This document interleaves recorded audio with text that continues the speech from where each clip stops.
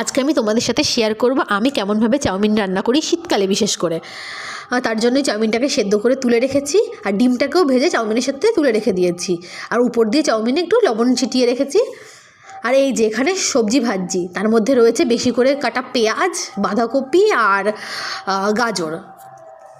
অনেক সময় আলুও দিই, কিন্তু সেদিনকে আলু দেইনি। আর এই যে তারপরে দিয়ে দিলাম কাঁচা লঙ্কা আর মটরশুঁটি।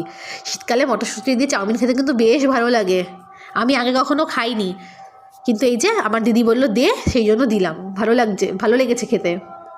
এই যে আমি রান্না করছি চাউমিন, যেটা একটু দেখাচ্ছি তোমাদেরকে।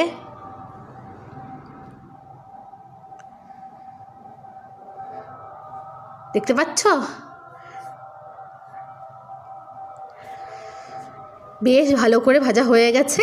তারপরে আমি দিয়ে দিচ্ছি চাউমিনগুলো। ডিম আর চাউমিন যেটা তুলে রেখেছিলাম আগে, সেটাকে ভালো করে দিয়ে দেব। তোমরা কে কে সন্ধ্যার টিফিনে কিংবা সকালের জলখাবারে চাউমিন খেতে পছন্দ করো জানিও তো। দেখেছো এরকম গাজর, তারপর হচ্ছে ক্যাপসিকাম, মটরশুঁটি, এগুলো দিয়ে চাউমিন করলে কিন্তু খুব ভালো লাগে। যদিও সেদিনকে আমি ক্যাপসিকাম দেইনি। তারপর সামান্য একটুখানি লঙ্কার গুঁড়ি দিয়ে দিলাম, আর সবার শেষে একটু গোলমরিচও দিয়েছিলাম। আর এই যে ম্যাগি মশলা দিয়ে দিলাম। এটা দিলে না চাউমিন আর কিচ্ছু দেওয়া লাগে না, এমনিতেই ভালো লাগে খেতে। ব্যাস, আমার চাউমিন একদম কমপ্লিট হয়ে গেছে। দেখো তো লোভনীয় লাগছে কিনা দেখতে।